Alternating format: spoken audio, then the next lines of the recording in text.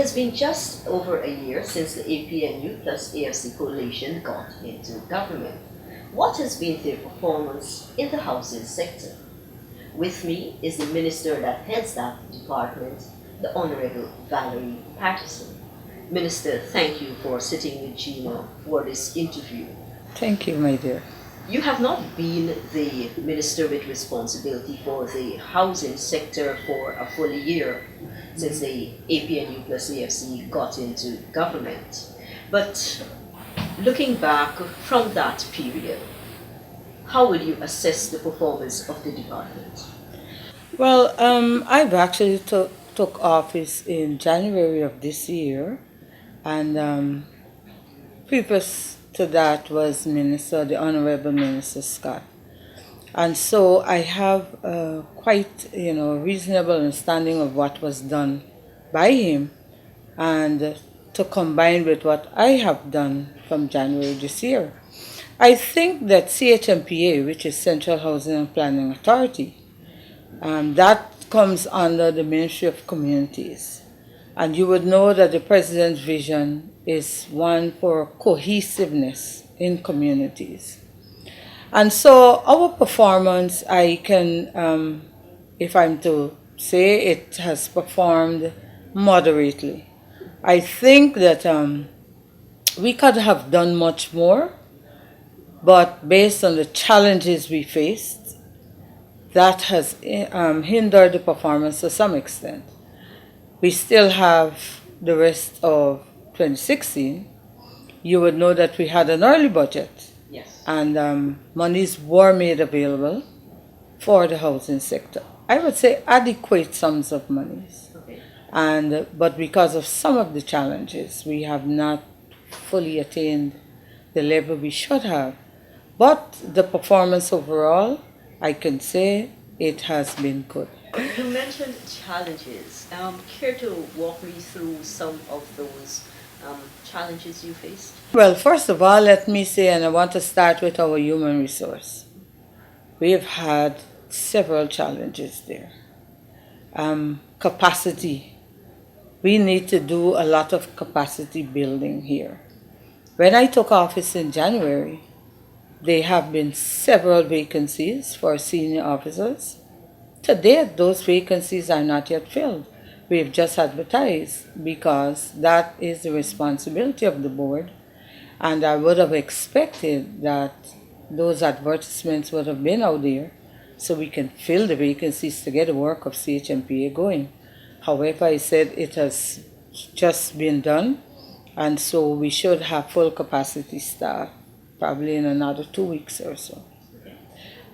With those, for instance, we don't have a PR person here. And that plays a major part. We don't have technical people in some of the categories, some of the departments. But hopefully, I know it will change very soon. Apart from capacity, we've had information, absence of certain information. And you would have read in the media before the board talking about information they have not received. Yes. To proceed with the work of CHMPA. I don't want to contradict that statement, but from my standpoint, much more could have been done with what was available. I think adequate information was available, and we could have moved forward. What is needed is more collaboration between the management, the board, and my office as a minister. We're working on that. The third challenge, and this is the biggest one I face, is the one where we do not have available quantities of house lots. That's the biggest challenge. You would know as a citizen, persons are not interested with how many infrastructure work we did and how many this and that. They want the house lot.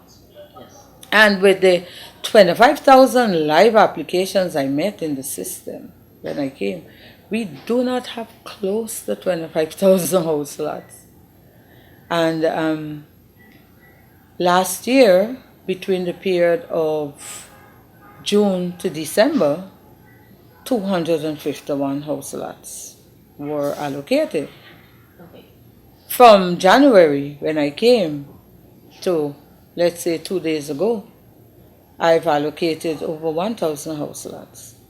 But I can tell you, the majority of the persons, the majority of the applicants that we have is low income. That is what we don't have. So most of the 1,077 that I mentioned, most of it is middle and high income. Oh my. So that's a major challenge. And the only way we can deal with that is that we definitely have to proceed quickly with the infrastructure works that we have to do. That was appropriate. Monies were appropriated in the 2016 budget. And that would open up access. That will open up access. And as I said earlier in a previous interview, that my focus for this year is for the low and moderate income. Okay. More of the low income.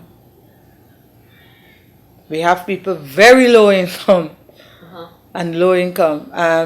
Persons are looking for the $92,000 house lot. And I can tell you, even to that, some people can't afford.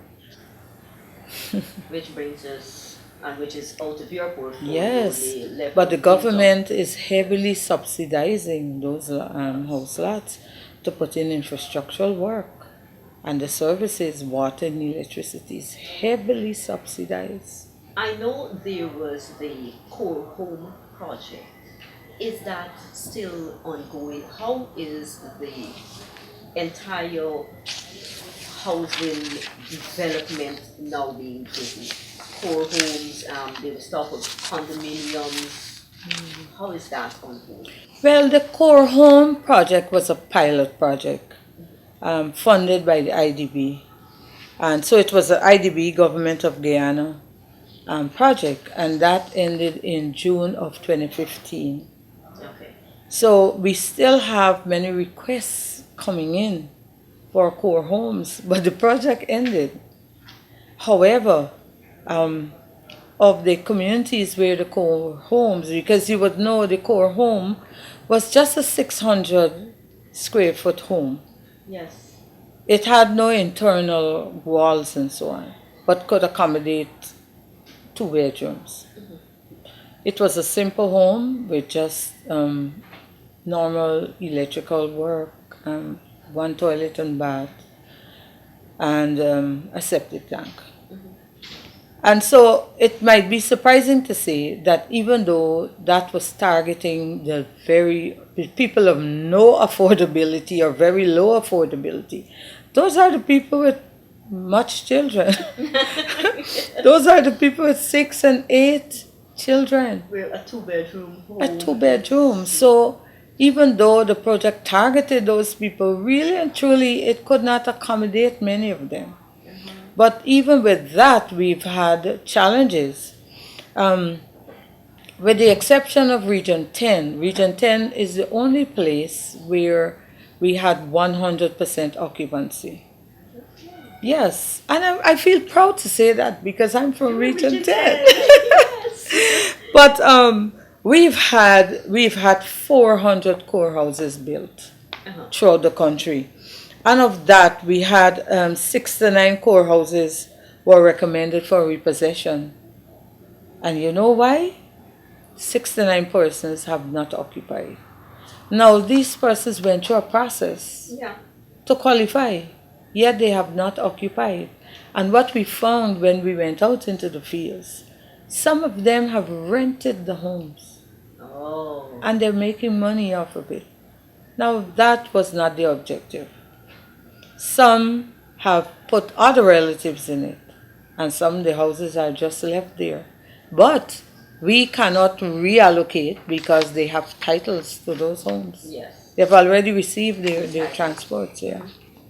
So in order, and we have lots of requests out there, but for us to meet the demand, we have to go through a repossession process, which is causing much controversy. And that's costly, it's time. It is costly because all those persons paid is $92,000 for the house, for the land, Uh-huh. and they didn't pay anything else. So, it has us rethinking whether it's worthwhile doing it again. Okay. What about the hinterland housing project that Project. happened here? How is that unfolding? The hinterland project is an IDB project also, IDB Government of Guyana, and it is done in regions 1 and 9. Uh-huh. And it was specifically for the hinterland. It's not done anywhere else. And we've constructed 306 houses so far, and also replacements of roofs. About 122 roofs were replaced. It's a project that not only for 2016, it's going to go beyond 2016. But for 2016, we're going to do 11 houses in Region 1, and 15 roofs will be replaced in Region 9. And it rolls out into 2017. Okay. But I think that, and this is phase 2 of the project. Phase Okay. 1 was done 2 years ago. And I think that the hinterland recipients of that project, they're really happy. Good. And because the phase 1 was rolled out effectively and efficiently, now we have phase 2. Going smooth. Yes. Good. Minister, you mentioned infrastructure work basically to open up land so that Yes. we can have more allocation. What progress is being made, or what specifically is being done in that area? We have had a budget of $5.2 billion for 2016. And I'm happy to report that CHMP is actually carrying that budget for 2016 on its own. We did not have to receive money from the national coffers. Okay. CHMPA is on its own with that. And so we've had in the plan, and this should be rolled out by the by middle of June. So in Region 2, we're going to upgrade 0.5 kilometers of road to asphaltic concrete surfaces, and that's in Underneming. And in Region 3, we're doing upgrade of 16 kilometers of road to asphaltic, because what would have happened in those schemes, roads are cut, but they're not up to asphalt level. Okay. And that's our mandate. We must have Proper roads. roads.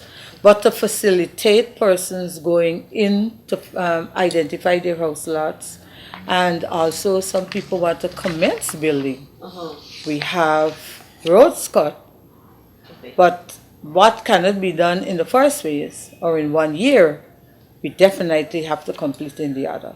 So most of what we're doing right now is upgrading of the roads. In some areas, we're doing culverts, bridges. We're also looking at having access for water and electricity. In some cases, the water comes to the location, but not actually into the housing scheme itself. Okay. So that part of it we're now doing. And so we're doing that in regions 2, 3, 4. 4 particularly in Little Diamond, in Prosperity Barnwell, and also in Monrepo, Good Hope, Vryslus. We're doing, that's for the East Coast, and for the East Bank, Providence and Farm. We have given lots of allocations in Providence and Farm. A lot of persons, when they come and you ask them which area you're interested in, Providence. Providence seems to be the hot spot. Okay. And then after Providence, the second choice is Farm. Then they will go to, if we don't have anything suitable, then they'll go to Horstellin or Covent Garden or Little Diamond, even Eccles. Eccles, And at one time, Eccles was, as you said, the hot spot. Right, because everybody wants the closest location to Georgetown. But Providence is go right now, and then Farm. Okay. A Farm, we have phases 1, 2, and 3. Yeah. Providence, the same thing. But Minister, these are not new areas in terms of the past 2 years, these areas being opened up for housing. But Yes. you are now talking about taking in water into the communities. Right. Is this the situation you found when you Yes. went a year ago? In just a few areas, you might have water flowing, but most of it, the water is not into the scheme itself. And even electricity.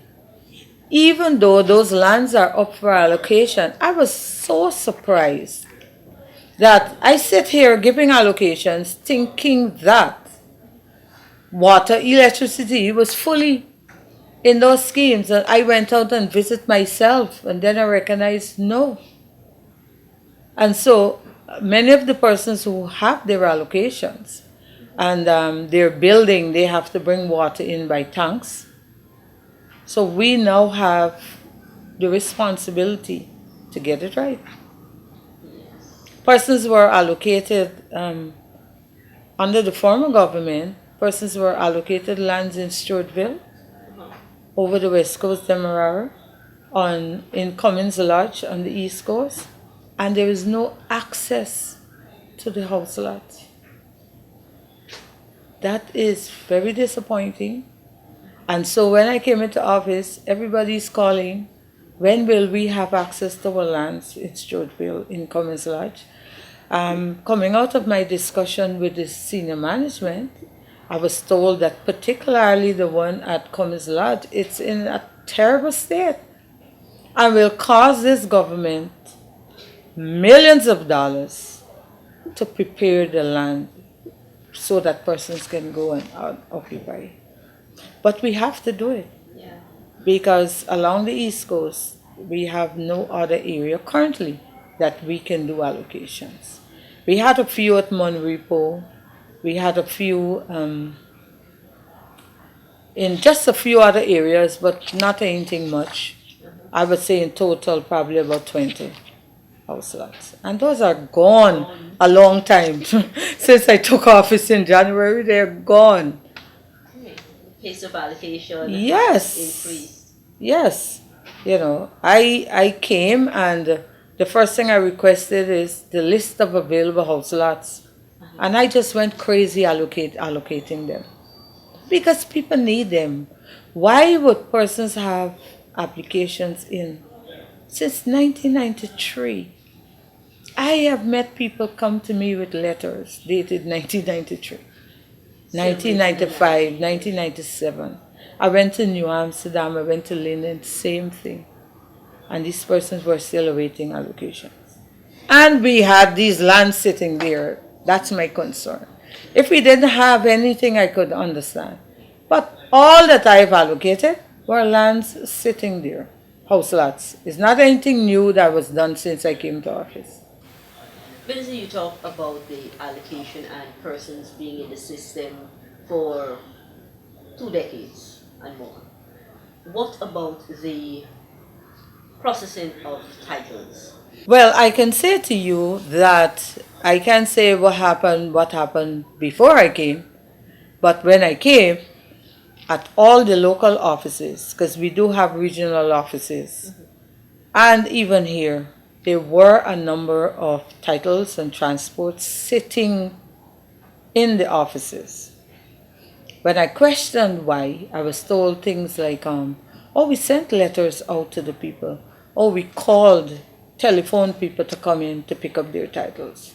I wasn't too happy with that because my belief is every person out there wants to collect their title and their transports. And I believe if you're called to say your transport is ready, the next day, if possible the same day you're here. I have seen that happen since I'm here. So what I can say that what we did was advertise, and persons came like mad. Flooding the offices, even in the regions, Region 3, Region 6, Region 10, to uplift their titles.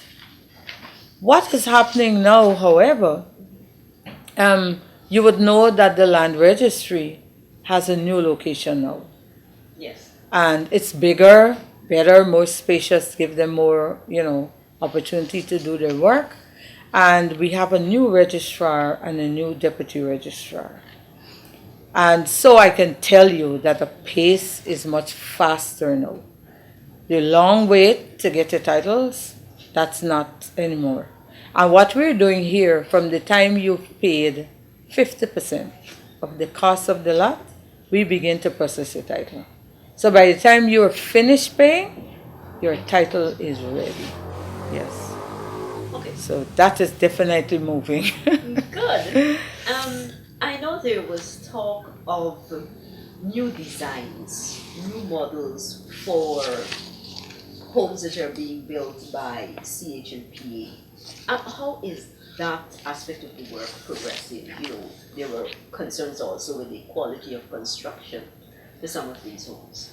Well, the quality of construction you're referring to has to do with the turnkey homes. Uh-huh. We've had turnkey homes built at Providence, and we now have constructed and in construction turnkey homes at Perseverance, where we have the 1,000 home project. So Perseverance, we visualize 1,000 homes by the end of this government's term, first term of office, and must qualify that because Yes. I believe we have many more terms. And there was some poor construction at Providence, and we've identified some at Perseverance. I met with 11 homeowners at Providence, and I said I was really distraught at what I saw, what I heard first of all, and then what I saw. We had inferior work being done. Definitely did not get value for money. We had persons' homes with their verandas falling off, walls split, septic tanks split in a whole line. We've had bathroom walls and flooring like this, and it was ridiculous. When we investigated, it was poor work done by our contractors. Very poor work.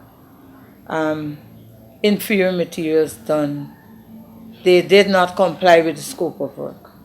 And so we have to take some blame for that because we had our projects department supervising. Okay. We had clerks of work on the programs. What happened there? However, we have to move on. We have to repair those homes. I know the chairman of the board of CHMPA met with the persons at Perseverance, and right now we are in the process of doing corrective work. What we're also doing, the homes that we have currently being built, we are also ensuring that proper inspection is done. Persons are paying $4.5 million for that home, $500,000 for the land, and you cannot give people inferior work.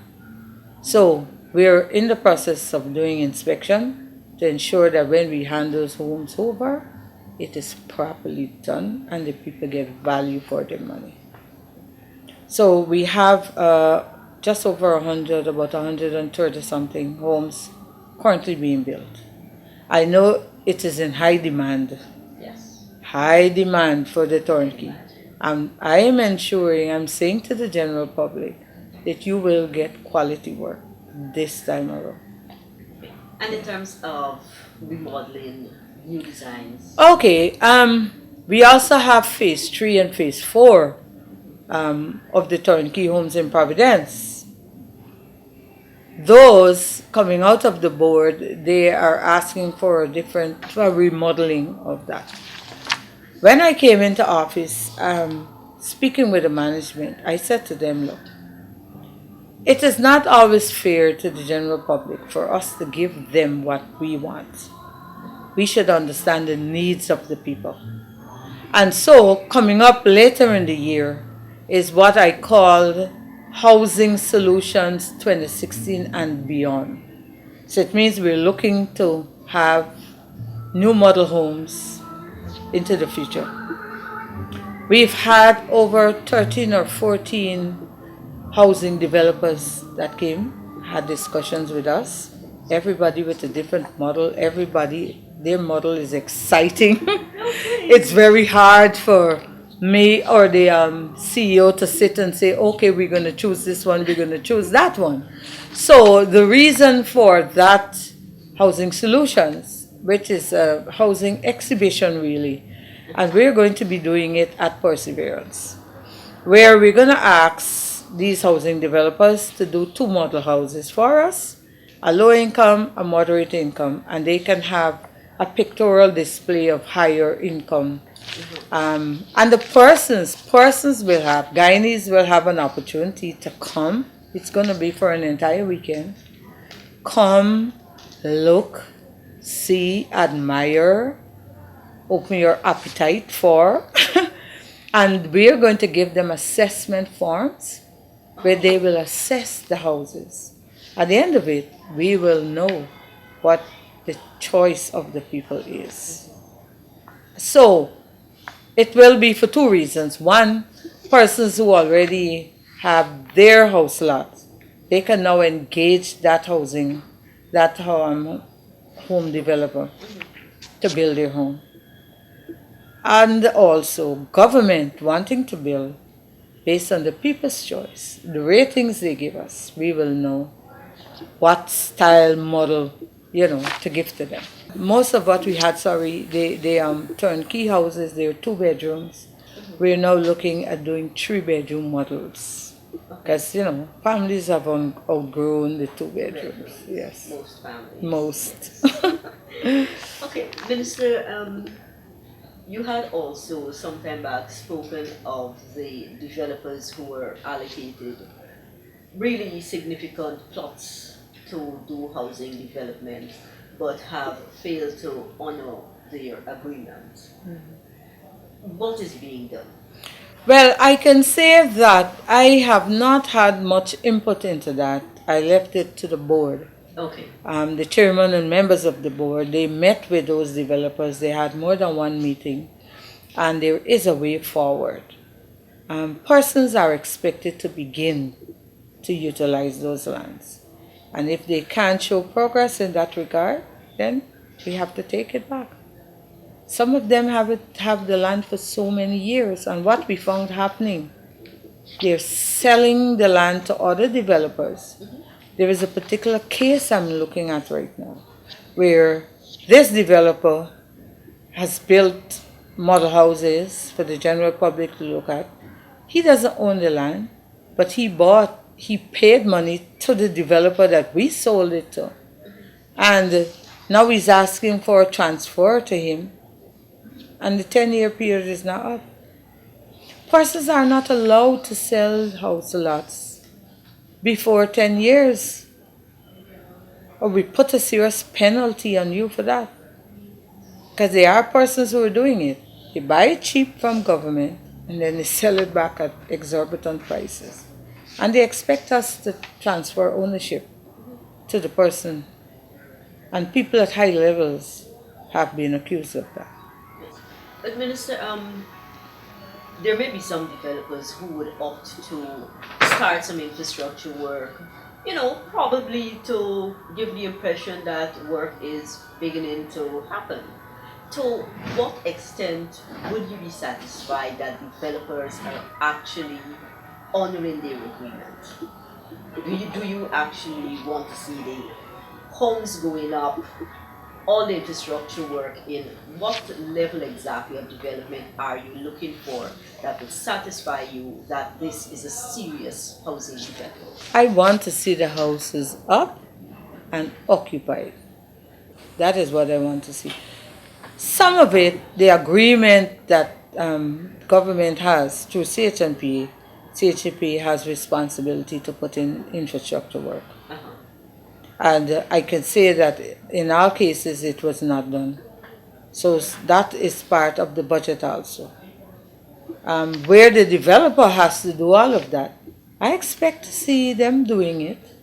We have a high demand for housing out there that we cannot meet as CHNPA alone. We have to have a collaborative approach. And if persons say to us that, look, and this is the agreement that we're going to put up 100 homes, we're going to put 200 homes, we expect them to honor that. and make them affordable to people. So we're not going to settle for less than that. So just putting infrastructure to show us that, oh, I'm doing something, that's not good enough. We're going to have serious monitoring and evaluation of those projects. Okay, in some of the schemes that were established years ago, the Diamond New Housing Scheme, Grove, others across the West Demerara, lands have been allocated, many of them paid for, but again, low occupation. And even in some instances, there are many homes that have been built but unoccupied because probably the homeowner is out of the country. Did you find significant flaws in the system of allocation when you got into office?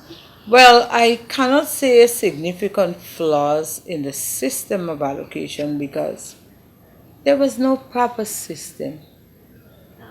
Because if somebody who applied 1993, 1997, still with their allocation letter, and somebody who applied 2014 has received allocation, then there is no system.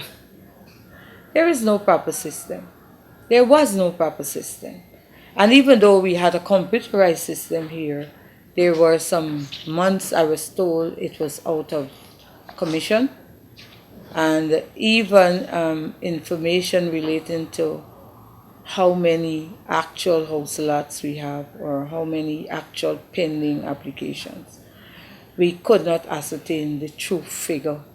You had changes taking place every time you request a report. But I'm saying that the management is working on that, and soon that will be over. We cannot continue like this.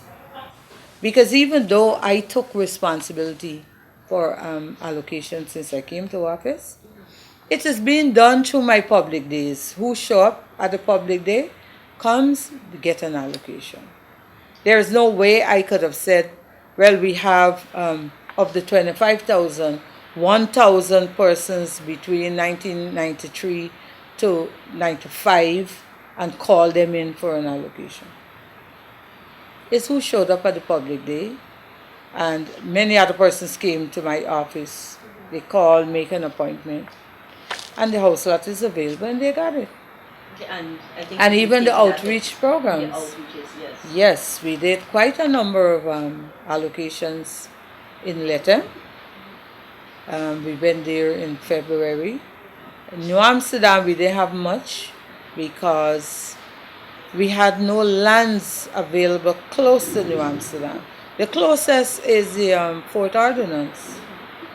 And even though that was fully allocated at the time when we went, we did a survey in the regions, in our housing schemes, to find out what is our occupancy rate. And in Fort Ordonance alone, we have over 500 house lots that are unoccupied, but the persons have their titles. So we have to go. I know persons don't like the word repossession, but that's the only way we can get it back. We're willing, and I've said before, persons who might have received an allocation and you don't want it anymore, you can come back to us. We'll give you a refund and make the lot available to somebody else. Yes, and then when you're ready, you can reapply. Yes. We can make a note in the system and give you house lot elsewhere. So that is, I said, the second biggest challenge, the low occupancy rate. But, and people come to us all the time, there's a piece of land next to me. It has been unoccupied 20 years. Nobody has ever been there. Can I have it? We just can't give it to you like that. When we check the system, many of those times, it is allocated to somebody who has received title. So we're now trying to make contact with these people. Some of them died some time ago. Some migrated. Some of them are right here. So that's a major challenge, and the public would have to work with us in that regard. quite recently you announced for Guyana's 50th independence celebration 50% off deal, and another project where certain persons, We're I think there was giving a the house. specific number would be given 300,000 to help with repairs. That program, well, those two programs, how are they progressing? All right, the 50-50 payment has been very receptive and very successful, where persons have to pay 50% of their house lots by the end of April. You would know that from the beginning, from the time that was announced, we had chaos here outside of CHNPA. And for days, the crowds, because everybody want to get an allocation so they can, buying or cashing on that promotion. Who wouldn't? You paying, once you pay 50% of the cost of the house lot, then you get 50% off the balance, which is actually a 25% discount. Yes. So, what I found happening, in times past, people come and when you say to them, well, all we have is house lot, $1 million and above. Those below, they're all gone. And they will say, oh my God, I can't afford it. Now, when you tell them that, oh, it's okay. Because they know for a $1 million lot, they're only paying $750,000. Who wouldn't jump at that? Yes. And so I can say that persons are coming in because they 50% of the balance has to be paid in this month of May to qualify. And people are coming, payments are coming in like, oh my God. So they have responded positively. The other one is where we're giving homeowners an opportunity. We call it the home improvement subsidy. Uh-huh. Initially, I had indicated that we're giving $300,000. But with discussions with the board, they felt that we should give 300 people $50,000 Okay. instead of 50 people 300. That was my initial Okay. thing. Uh-huh. But I let it go. Yes. If they felt that more persons will benefit. For me, living here, I don't see $50,000 doing anything much. 50,000 Guyana dollars. Could probably help repay intersection. But I let it go. Uh-huh. And so that is where it's $50 million we've set aside for that. So 300 persons will benefit, a voucher for $50,000 across the regions, right? Of course, it would be appropriated based on the number of schemes we have. And these are people living in our housing schemes and squatter settlements that we have regularized already. They will be beneficiaries. Okay, Minister, you just mentioned something which I really ought to have addressed earlier. Regularizing squatter settlements. This seemed to have been ongoing for ever so many number of years. Yes. But 2016, we're still dealing with squatter settlements. Why? And my dear, let me say, every part of Guyana, every region you go to, we have numerous squatter settlements. I'm overwhelmed with the number of squatter settlements we have in Guyana that have not been regularized. CHMPA has regularized a few, but while we have some challenges with that also, because some of the lands do not belong to us. For instance, on the East Coast and other parts, Berbice and so on, some of the lands are owned by Gaisuko. We cannot go and regularize. We have to wait, go through the process of Gaisuko handing over to us. We have some of it owned by Lands and Survey, Guyana Lands and Survey.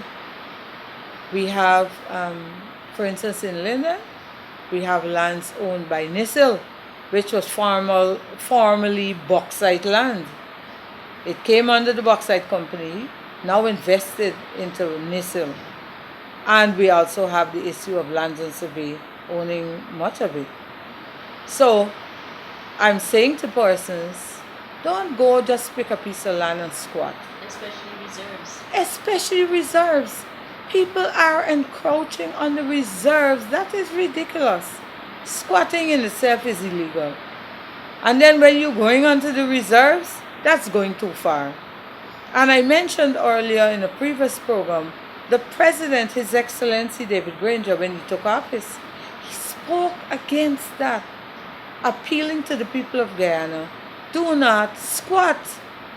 Those that are already there, we'll try our best to regularize. But I must say that not all can be regularized.